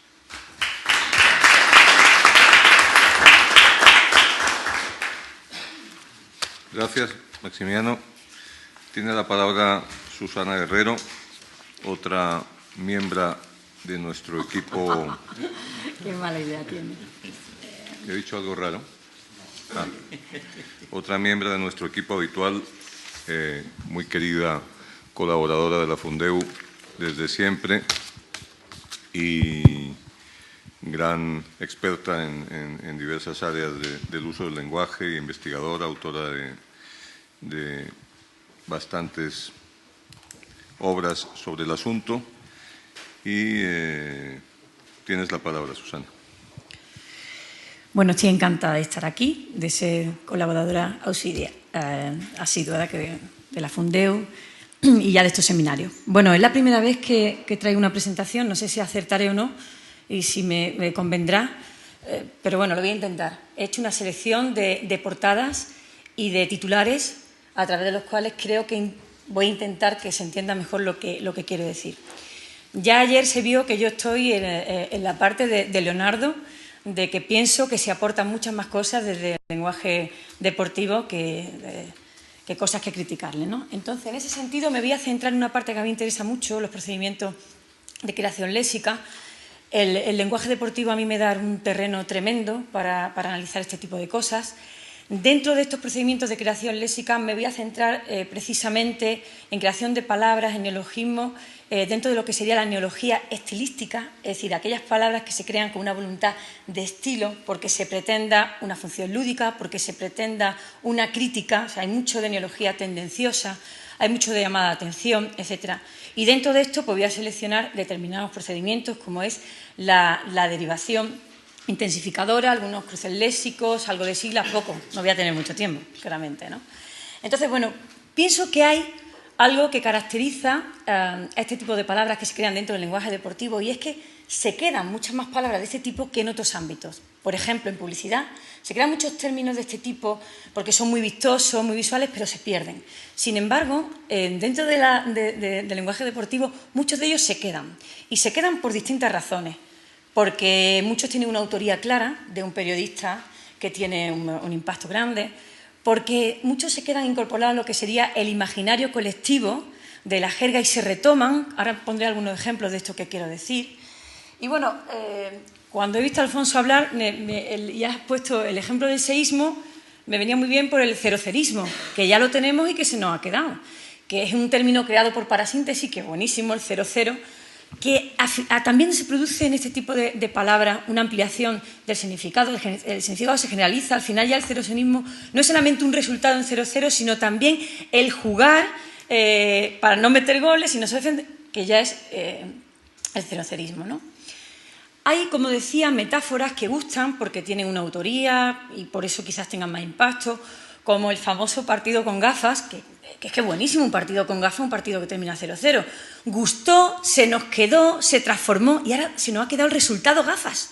Y esto ya está lexicalizado y se repite. Fijaros, contra el mal de ojo, resultado gafas. Todo el mundo que está dentro sabemos que es pues un 0-0. Dentro de lo que serían toda la derivación intensificadora, azo, que a mí me encanta, que es un sufijo muy plurivalente, que tiene muchísimo significado, da mucho juego en titulares y portadas, porque verdaderamente es muy expresivo, podemos decir muchas cosas, incluso cosas muy diversas, con muy poco, dentro de lo que estamos en la economía lingüística. Entonces todo el mundo ya sabe pues, que un partidazo dice muchísimo de lo magnífico, maravilloso, ¿no? Como el clasicazo, y no digamos ya juntado a nombres propios, que podríamos, pues, piponazo, puyolazo, iniestazo y lo que quisiéramos, ¿no? Pero fijaros otro tipo de sentidos muy diversos, como el centenariazo, que también surge en el año 2002, concretamente, cuando el Real Madrid pierde contra La Coruña y pensaba contra todo pronóstico. Al final, este término se nos ha quedado y se utiliza siempre que sale mal ese querer conmemorar y al final acaba en fracaso. Es ya una recurrencia en este centenariazo. Y fijaros que es un recurso que se hace constantemente ya adjuntándolo al nombre propio del equipo. Entonces el Alcorconazo, pues es que el Alcorcón vence al Real Madrid contra todo pronóstico. Y lo que quería decir es cómo se queda, es algo recurrente, que es lo que yo quería decir, no se queda en el imaginario colectivo. Por eso he traído distintos ejemplos pues, para que veáis que se utiliza en 2010, se vuelve a utilizar en 2012, y después del Alcorconazo, la Ionazo, es decir, lo mismo, ¿no? Se pierde el Real Madrid contra este fenómeno que quería decir. ¿Ves? En el recuerdo, quien apuesta se queda ahí y se vuelve a retomar el término. Del lenguaje político, en donde este sufijo tiene unos usos muy interesantes, yo creo que se ha trasladado al lenguaje deportivo. Es decir, este sufijo que quiere decir pues, que hay una imposición en la manera de hacer las cosas, se traslada aquí al coemanazo, que son estas medidas drásticas que toma en cuenta. Muy parecido a azo son algunos de los valores que está adquiriendo OM, ¿no? En el plantillón, en el sentido de una plantilla magnífica. Ayer se habló del término jugón, Leonardo, y me acordé que yo había puesto esta portada por los jugones, esta manera tan bonita de jugar. Cuando muere Andrés Montes, fijaros, muchos de los titulares se hacen precisamente con este término porque de él es la autoría de este sustantivo. Y fijaros cómo verdaderamente on-azo, en algunos de sus valores, se hacen sinónimos. Clásico del copón, copazo en cuartos. Copazo, copón. Ísimo tiene también muchísima expresividad y da juego en muchas portadas. Campeonísimo. La finalísima se queda adjuntado a sustantivos. Muy interesante. Me gusta mucho de hada, que lo he traído aquí, porque también le pasa al sufijo hada a esos que están muchas veces entre lo apreciativo y lo no apreciativo, ¿no? Uno de los valores que a mí me gusta mucho, por lo interesante que queda dentro del deporte, es el de protesta pública y colectiva, ¿no? La pañolada, todo el mundo saca pañuelos, como las huevadas, que todo el mundo tira huevos, y recientemente me gusta mucho la bufandada, cuando todo el mundo queda de acuerdo y saca las bufandas en el campo, ¿no? Agapitada y bufandada en la grada municipal. Agapitada realmente no es un sufijo hada, aunque pueda despistarnos, realmente un cruce léxico entre agapito y pitada, pero queda muy bien en ese titular. No digamos ese hada adjuntado a nombres propios, son tremendamente tendenciosos. Las guardioladas, que también se utiliza mucho adjuntado a nombres propios relacionados con la política, con lo judicial. Hemos tenido garzonadas, son como los comportamientos propios ya con una connotación negativa, y ahí tenemos guardioladas. También son las palabras propias de, aquí concretamente son sobre las frases que ha dicho. Curiosamente yo tengo en otros terrenos, esto también de palabras, por ejemplo, tengo las belenadas de Belén Esteban, o sea que... Fijaros lo que decía, las portadas aprovechan en los titulares este tipo de mecanismos de formación de palabra porque partidazo y moriñada, es decir, con dos palabras, connotativamente se dice mucho, muchísimo, de una manera muy económica. Itis también es un sufijo muy curioso, que proviene obviamente del lenguaje científico y técnico, pero que nos sirve para crear estas enfermedades ficticias, ¿no? Tenemos la barcelonitis, o también tenemos la madriditis. También nos sirve para criticar un comportamiento habitual que no nos gusta, etcétera, ¿no? Si nos fuéramos a los que son prefijos intensificadores, súper es sin duda el que más se utiliza hasta caer ya en el aburrimiento, ¿no? Super Barça, super choque, super Camp Nou, super Pet, super Messi, super Barça, super crack. Fijaros qué redundante. ¿Ya es crack? No, super crack. La verdad es que se desgasta. Super se desgasta muchísimo. Ahí tenemos super canguelo. Se desgasta tanto que rápidamente tenemos que acudir a otro de los prefijos intensificadores, y ahí tenemos un ejemplo del megacandelo. Megacanguelo, un poco para suplir este desgaste. Megamessi. Fijaros qué titular. Pachón y el apetito en sacer del ultrahéroe de Vallecas. Prefijación intensificadora muy propia de esto. La sigla también da bastante juego. Algunas se nos han quedado, como este acierto de marca de la NBA, que al final acaba por representar al baloncesto español, pero luego tenemos una utilización de las siglas que a mí me recuerda muchísimo al lenguaje publicitario, ¿no? Que obviamente estos son juegos puntuales que luego desaparecen, pero meter una palabra dentro de otra, incrustarla, este tipo de juegos, muy buenos para los titulares. Esto lo he sacado, los tengo publicados en mi libro de la creatividad léxica, pero es que me parecen geniales. Los goles del Depor están afiliados al PP, eran en la propia puerta. Pero este juego con la sigla que hace alusión al ámbito político, me parecen juegos muy acertados, como este anuncio, ¿no?, del ZP, que al final eran los Zidanes con los pavones, ¿no? Pero esto puesto así, tú dices, ¿de qué me van a hablar? De política, ¿no? Los cruces léxicos, bueno, que deciden muchísimas denominaciones, a quien lo llama acrónimo, a quien lo llama palabras perchas, etc. A mí me gusta cruce léxico, que es simplemente cruzar dos palabras, una de ellas pierde algo o las dos. Hay algunos que están totalmente instaurados y a los que los periodistas deportivos recurren con frecuencia, que es mezclar la palabra del deportista, en este caso futbolista, con la palabra gol, ¿no? Entonces, gol, tenemos muchísimos ejemplos, batigol, Batistuta con gol, batigol, Matías, que se mezcla con gol, en este caso Tiago, mezclado con golazos. Entonces, fijaros, ahí además se juega con el cruce y se juega con el azo del golazo, ¿no? Estos cruces sí que son tendenciosos y sí que provienen, creo yo, también del lenguaje político, ¿no? Esta mezcla en política se hacía mezclando el nombre del político con la palabra o bien mandato o mandarinato. Hay discusión en torno a esto. Y tenemos el felipato, por ejemplo, ¿no? Es para criticar un excesivo abuso del poder, por decir de una manera. La palabra villarato, que tiene también su autoría, de Alfredo Relaño, ha hecho que tengamos portadas y que se hable villarato. Fijaos, podría haber tenido ejemplos, porque esto ha dado muchísimo, ¿no? También se juntan nombres propios con la misma crítica. Entonces, el acierto de este tipo de construcciones es que, fijaros, tan económica y todo lo que sugiere. O sea, todo el mundo viendo este juego ya sabe toda una información que se quiere dar y que tú imaginas rápidamente. Villarato más guardiolato igual a esto, ¿no? Porque otra característica de los titulares es que acumulan este tipo de procedimientos. Se acumulan cruces, se acumulan prefijos y sufijos de derivación intensificadora, etcétera, ¿no?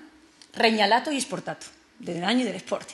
O sea, fijaros el recurso constante que se hace de este tipo de cruce léxico, ¿eh?, en el ámbito deportivo. A mí me encanta este titular, el Piquegate encumbre el Villarato. Piquegate, mezcla de Piqué y del Watergate, o sea, escándalo político que se traslada al escándalo deportivo, ¿no? Y bueno, voy a ir terminando porque ya me han llamado la atención, entonces voy a terminar con nuestro amigo Mourinho, que dada su personalidad y todo lo que hace y dice, pues da un juego que si seguimos la cantidad de juegos léxicos que ha dado su nombre, pues es divertidísimo. Entonces tenemos muchísimo Barça, tenemos el Moucho Canguelo, la Mouriñina, una mezcla de Mourinho con la regañina que les pegó a los jugadores, mortificado por el Barça, Mou 5, los 5 pecados de Mourinho, la Liga del Real Madrid.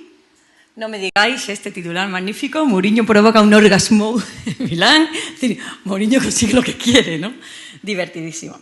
Y bien, acabo con este titular que me parece que representa muy bien lo que en el fondo yo quería decir. O sea, fijaros la acumulación de este tipo de procedimiento en un único titular. Partidazo, Madrid-Barça. Azo. El fútbol épico del Florendrín. O sea, la mezcla de Florentino y el Dream, ¿no? El sueño del anglicismo. Reta al fútbol lírico del supercampeonísimo, que es otro rasgo. Es decir, es tan redundante, no es supercampeón ni campeonísimo, es supercampeonísimo. O sea, ya no se puede subrayar más la expresividad. Bueno, pues era un poco esto lo que quería decir. Muchas gracias.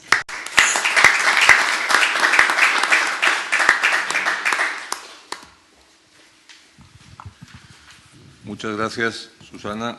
Terminamos esta primera sesión de la mañana con otra persona muy cercana a nosotros, a mí especialmente porque somos muy buenos amigos también. Juan José Arevalillo es una de las personas más importantes en el mundo de la traducción en España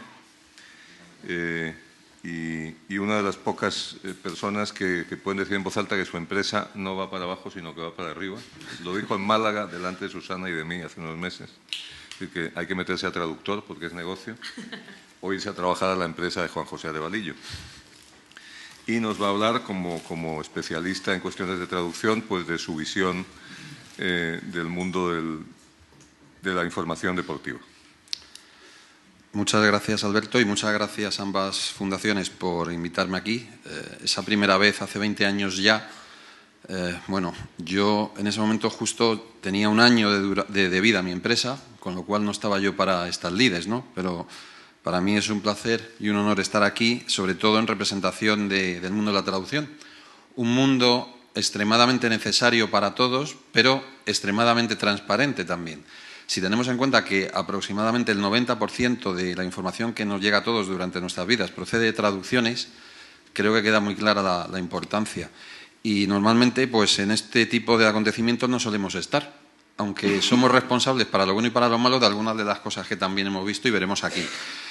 Como soy una persona muy ligada al deporte, bueno, me gustaría comentar ese reto tecnológico del neologismo, compararlo con el deporte, del cual soy, como he dicho, practicante y muy aficionado, y en concreto con el mundo del tenis, porque tengo 2 hijos que juegan tenis de alta competición, yo soy dominguero del tenis, futbolero reconvertido, entonces estoy muy cerca de la práctica del deporte, no solo como afición, sino como, digamos, padre del artista, y estoy en contacto directo con jugadores, entrenadores y puedo palpar la evolución de la terminología tenística en nuestros días.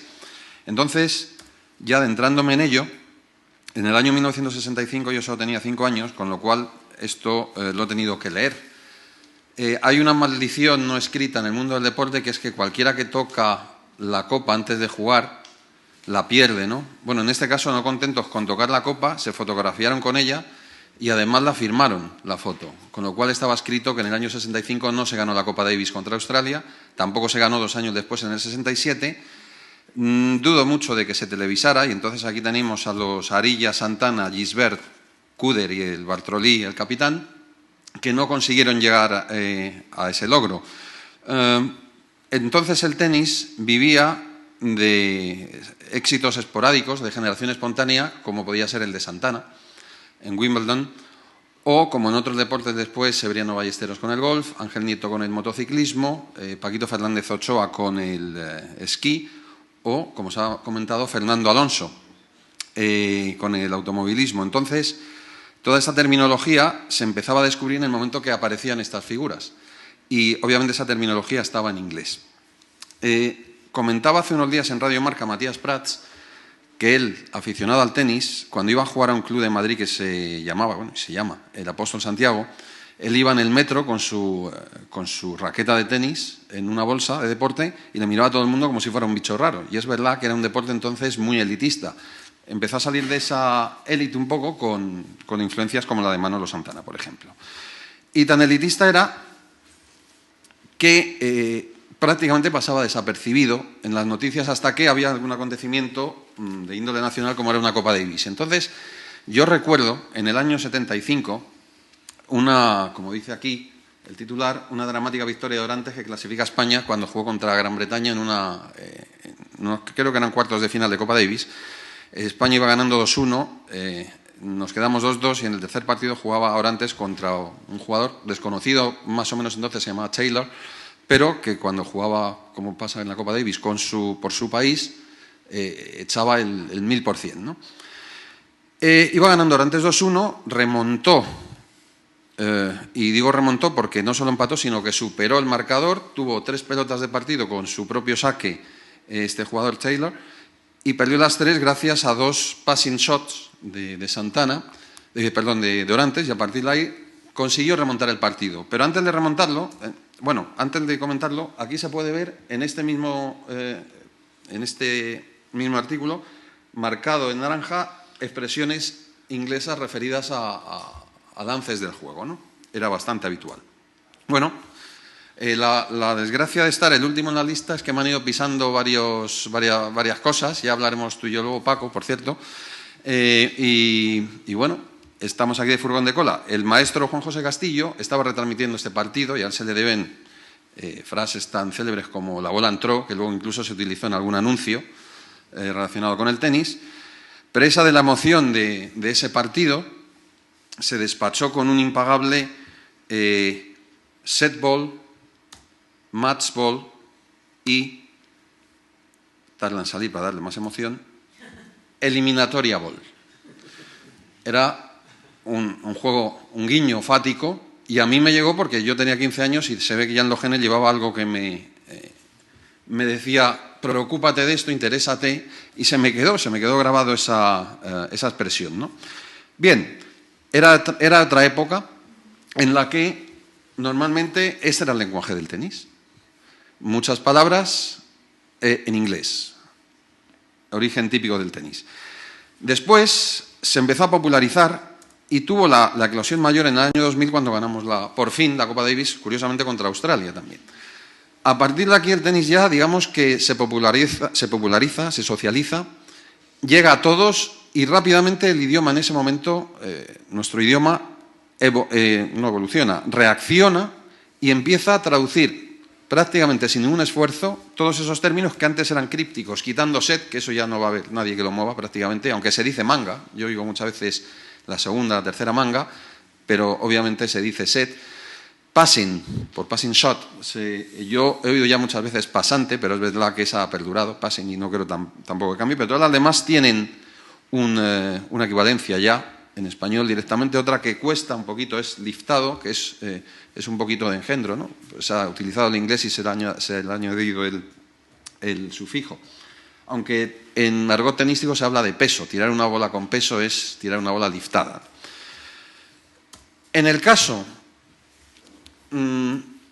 muy paralelo de lo que ocurre con la terminología técnica en el campo de la traducción, que nos da muchísimos quebraderos de cabeza, nos encontramos con una evolución muy parecida.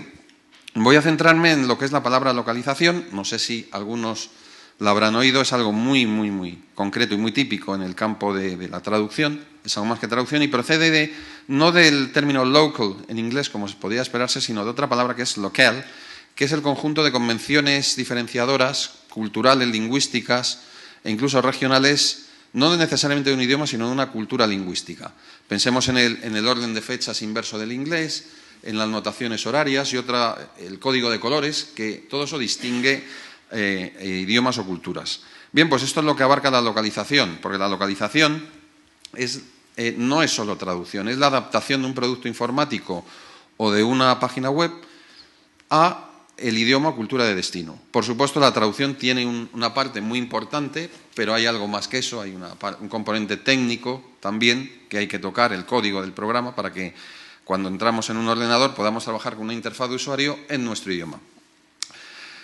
Obviamente, en inglés, la palabra localization también tenía sus problemas al principio, y en español yo tengo una anécdota. A muchas empresas de traducción que estábamos en Madrid, nos llegó una carta. Todos nos anunciábamos en nuestras páginas de internet como uno de nuestros productos era la localización de productos informáticos o la localización de software. Y entonces recibimos una carta en la que una señora nos pedía información para ver cómo podía localizar un programa informático. La mujer iba bien encaminada porque quería poner una agencia matrimonial y claro, yo se había perdido ya un poco. Yo le dije que eso no era exactamente la localización de programas informáticos, aunque podría serlo. Le dije que lo que necesitaba era una base de datos relacional, además, nunca mejor dicho, por la finalidad de la empresa que quería montar. Y con esto quiero ejemplificar el caso de que este término daba mucha guerra al principio.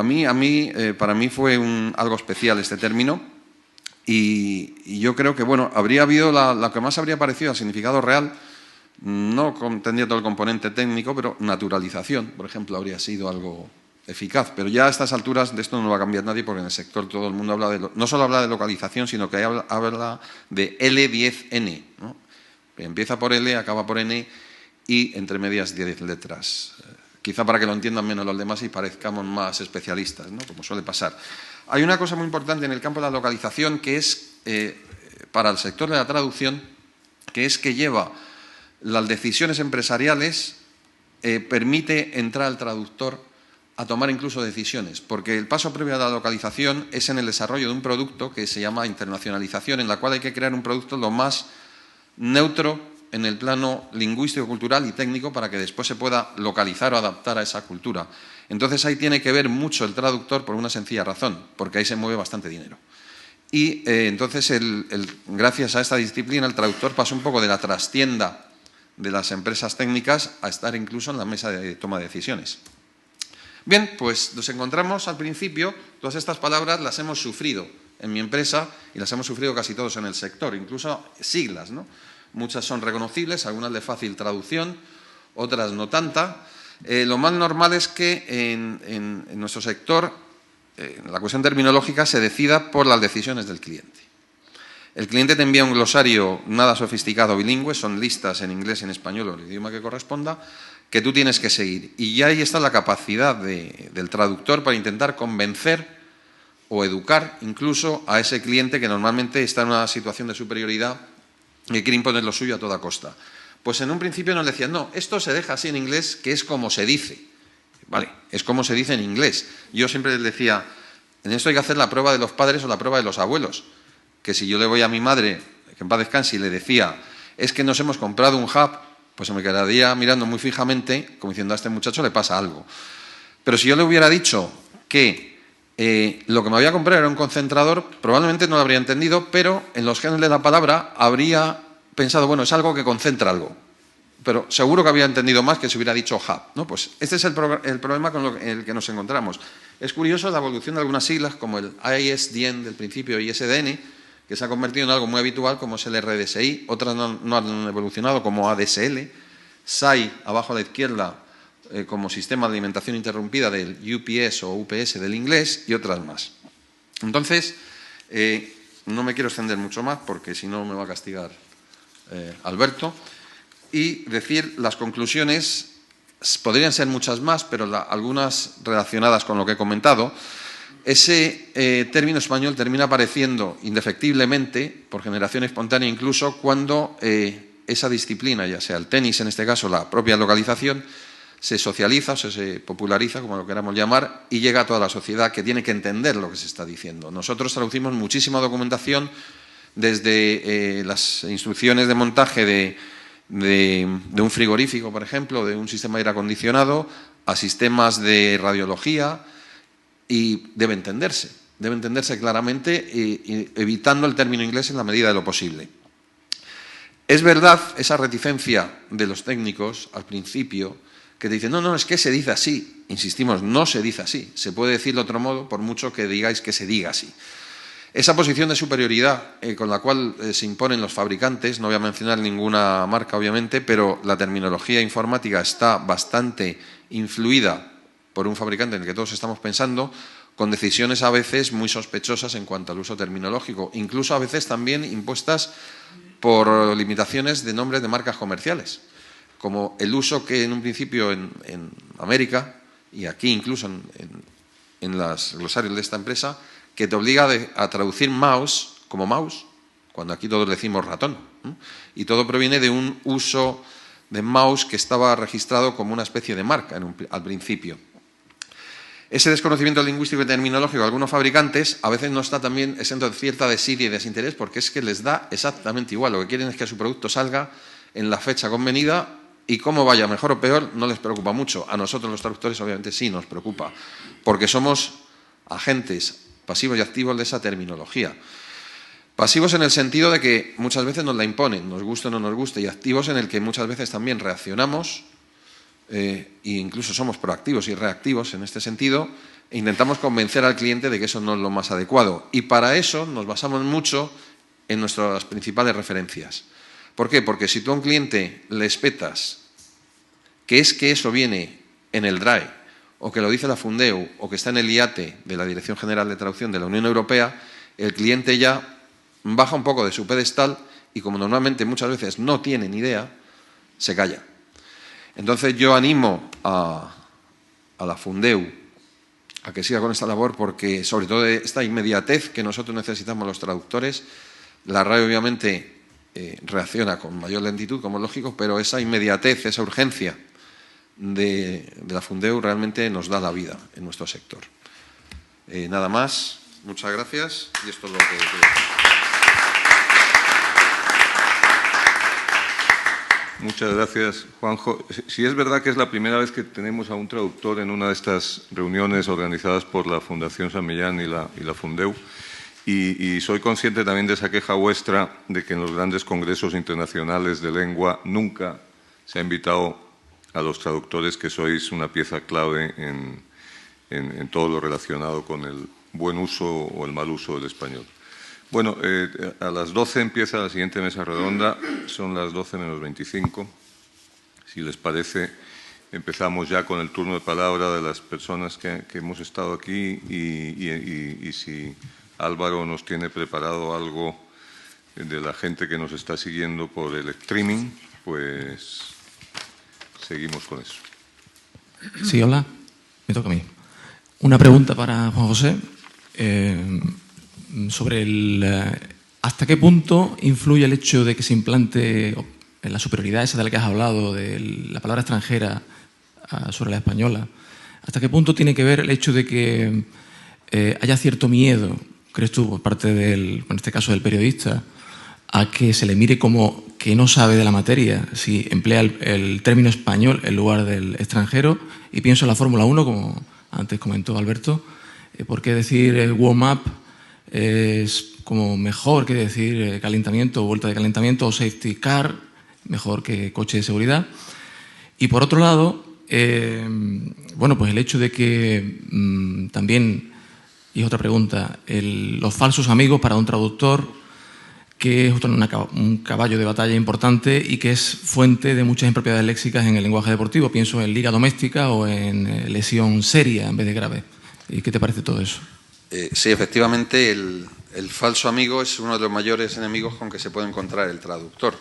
Yo en concreto tengo uno que me come la moral, que es evento. Evento, bueno, ya de hecho lo recoge el diccionario con el sentido que tiene el inglés de event, de algo que no controla, no el usuario, no, el hablante en este caso. Mi amigo, también traductor, José Castro, que conocemos muchos aquí, ponía un ejemplo a este respecto que es muy ilustrativo. Decía que si tú vas por la calle y le das una patada a un balón de fútbol que ves en ese momento, digamos que es un acontecimiento, es algo que tú relativamente controlas. Mientras que si vas por la calle y cae un balón y te dan la cabeza, eso es un evento, porque no lo controlas tú. Bien, pues ese es el significado original de event en inglés, y que en informática, yo creo que por ahí ha venido el problema, se traducía literalmente como evento, y no era eso. Un evento en informática es otra cosa, es algo que se produce sin más, y se ha quedado como evento. Y desde entonces yo lo empecé a registrar ese uso aproximadamente hacia el año 1980 y mucho, y desde entonces poco a poco ha ido ganando terreno y al final ha aparecido en todo tipo de publicaciones y en el propio Drive, creo que aparece así. Entonces el falso amigo es un enemigo terrible. No hablo ya del típico traducción de eventually, como eventualmente en lugar de finalmente, o actually, como actualmente en lugar de realmente y similares, sino a veces cosas mucho más profundas. Y en relación con la primera pregunta, que era la de, sí, el uso, sí. Es una cuestión de, podríamos decirle, guruismo, ¿no? Tú pareces más gurú, más especialista si utilizas ese término en inglés, que perfectamente puede utilizarse un equivalente en español, que seguramente, con toda seguridad, rebuscando por algún lado, tenemos algo que nos pueda valer, pero se tendrá ese periodo de popularización, es largo, no ocurre de un día para otro. Entonces, en la Fórmula 1 estamos casi en la Edad Media de esa popularización, ¿no? Porque prácticamente acaba de empezar. Antes, cuando tú ibas allí a Montjuic, pues españoles no había ninguno, solo los que acudían a verlo. Ahora tenemos no solo a Fernando Alonso, sino alguno más, entonces va entrando en la cultura popular y yo creo que poco a poco irá calando y cambiando por una propia defensa de uso del propio español, poco a poco. Pero es verdad que la gente prefiere eso porque parece más especialista. Me gusta mucho que llames guruismo a lo que yo llamo papanatismo. Y sí había un español en las carreras en Montjuic, que era el conde de Villapadierna, que era el que bajaba la banderita de cuadros cuando pasaban los automóviles. Y después, poco tiempo después, tuvimos algunos pilotos, Emilio de Villota, Luis Pérez Sala, hubo algunos fallidos, pero los tuvimos. ¿Alguien más de ese lado? Leonardo. Unas observaciones muy rápidas y curiosidades por mi parte. Alfonso, hay cosas muy interesantes en cimar, es verdad, es un verbo curioso, pero está en el diccionario ya con ese significado, está, y creo que nos viene de Hispanoamérica. Allí se usa mucho, los locutores de fútbol hispanoamericanos están continuamente empleando el verbo encimar. Precalentamiento, es verdad que es una redundancia, es decir, si es calentamiento es pre, evidentemente, pero no hay que olvidar que está también en el diccionario. Curiosamente, el diccionario recoge a veces cosas de este tipo cuando ya se han generalizado, por muy redundantes que sean. No olvidemos que nosotros tenemos también posgraduado, que no se sabe muy bien lo que es, porque si es graduado lo es ya, es decir, es para siempre, ¿no? Y hay posgraduado. Y bueno, En cuanto a revelar y relevar esas confusiones, pues existen en todos los sitios. Hace unos días yo oía, y lo comentábamos el otro día en la Fundeu, una mujer, una comentarista en televisión que dijo con la crisis pisándonos los tacones, ¿no? Lo dijo tranquilamente, y he oído a bastantes personas muy cultas decir en lugar de a bote pronto, a voz de pronto, que es una etimología popular curiosa que se da en gente culta, a voz de pronto, porque no conocen esto, ¿no? Eso nada más como curiosidades. En cuanto a Paco, lo de amusgar me interesa mucho porque yo creo que es amurcar. Amurcar en el mundo taurino es embestir con las astas, ¿no? Viene en el diccionario. Creo que es una variante de amurcar, que en mi pueblo, curiosamente, lo dicen. Y yo no sabía lo que era. Digo, qué disparate. Dicen amurcar, que te amurca el toro. Y fui al diccionario y ponía amurcar, embestir con las astas. De modo que puede que vaya por ahí. Por otra parte, del mundo de los toros han pasado algunos términos también al mundo del deporte y en concreto al mundo del fútbol. Hacer el Don Tancredo, por ejemplo, un portero, no es más que aludir al Don Tancredo del mundo de los toros, etcétera, ¿no? En cuanto a Félix, lo de balompié y... ¿Dónde está Félix? Que no lo veo. Ah, es verdad. Tengo enfrente y no te veo. Balompié y fútbol, estoy notando, lo digo también como curiosidad, que balompié, que estaba prácticamente fuera de sitio porque ya fútbol le había ganado el terreno, estoy notando últimamente que balompié empieza a usarse con fuerza en los últimos tiempos, el balompié. Y no sé si de verdad irá para arriba, pero obsérvalo porque es interesante. Ayer mismo, en algún leyenda del mundo del país, aquí mismo... Sí, ayer mismo encontré balompédico en el mundo del país, en fin, sí, los periódicos que consultaba ayer. Hay una, no digo revitalización, yo creo que siempre ha estado como una neología estilística que decía Susana, o sea, en un plano estilístico, un registro literario. Pero eso es igual que cuando Rosa Montero, por ejemplo, dice mercadotecnia en lugar de marketing. Marketing está popularizado, pero en el país, en un tribuna libre y tal, pues queda bien decir mercadotecnia, ¿no? Y eso es lo mismo. Pero vamos, subsistir como nombre de tal solamente en Betis Balompié y la Unión Balompédica Conquense, Cuenca. Hay algunos, sí. La Conquensa en el año 46, que fue... Sí, termino rápidamente. Pero muchas gracias. Sí, por eso digo que lo observéis porque puede ser interesante. Y de Susana, que me ha encantado, claro, porque estamos en la misma onda, una pequeña observación que yo creo que ya te hice hace unos años. En el sufijo azo, que es interesantísimo, conviene distinguir dos azos. El azo aumentativo, que tiene su femenino, que hay madraza igual porque es femenino, y el significado de golpe, que no tiene diferencia de género, y bueno, y quizá tenías que haber dicho piscinazo, que está de moda ahora mismo, ¿no? Apunta, claro, pero piscinazo es precioso porque es tirarse a la piscina, etcétera, ¿no? Y nada más, Juan José, me interesaba mucho saber si tienes alguna propuesta para traducir hack trick, porque yo no la encuentro, y playoff, porque tampoco la encuentro, y son muy difíciles de adaptar en la forma también, porque la forma gráfica es complicada para la adaptación en castellano. No sé si habéis pensado en estos dos anglicismos.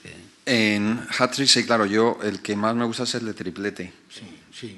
Yo creo que es el más adecuado. Igual, tanto hat-trick como triplete lo encuentro yo igual de veces. Y en cuanto a playoff es que depende, pues puede ser un desempate o una liguilla final. Liguilla final. En el Fundeu hay algo de playoff desde hace años.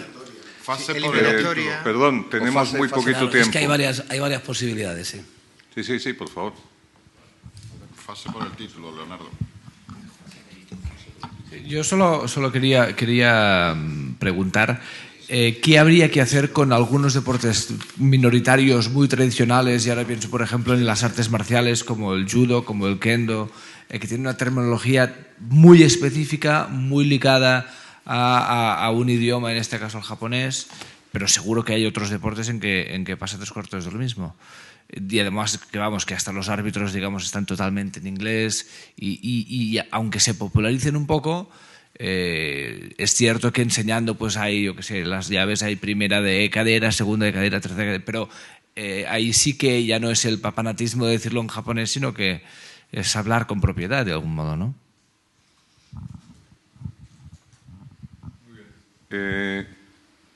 Perdón, ¿tenías tú que decir algo? Sí, rápido.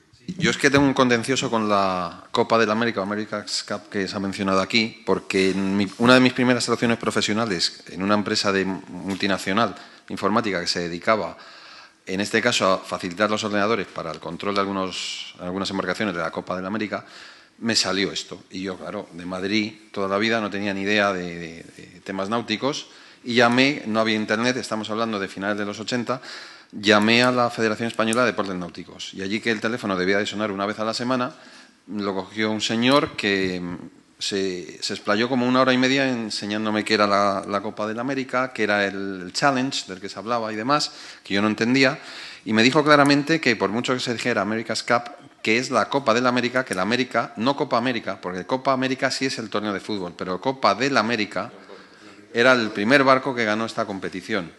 Entonces, de acuerdo, que es lo de nombre comercial, es como lo de Europa League. Al principio sí, es una marca, digamos, registrada de la UEFA y lo que sea, ¿no? De la cual los atléticos estamos muy emocionados con esta competición.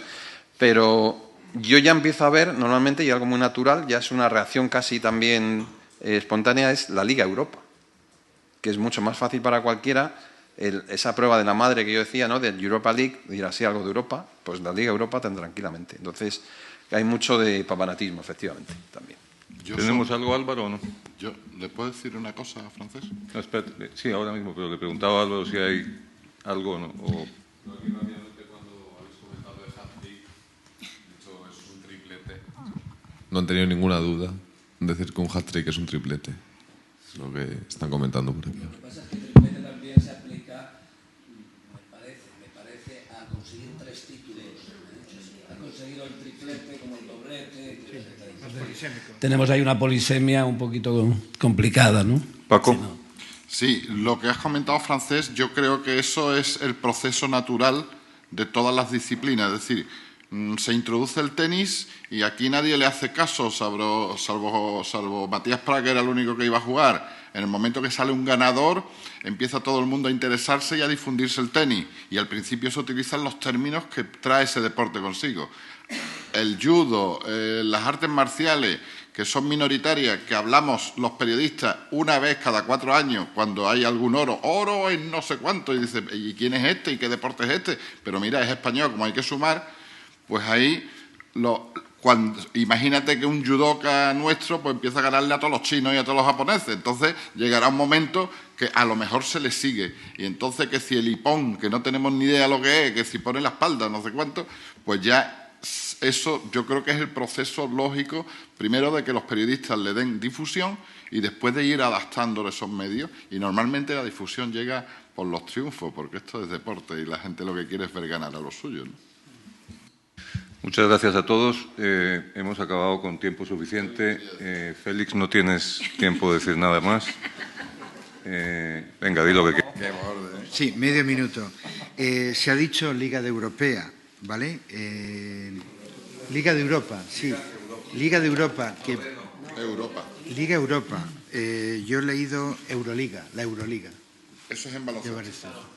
¿Seguro? Sí. Yo no leo mucho de baloncesto, más de fútbol. ¿Euroleague o ¿sí? Euroliga? Ya me haces dudar. Euroleague es hoy empieza la Final Four de la Euroleague. Ya me haces dudar, lo siento. Es baloncesto, Euroliga. Sí. Bueno, nos vemos aquí a las 12. Un cigarrillo, un pipí y corriendo para arriba.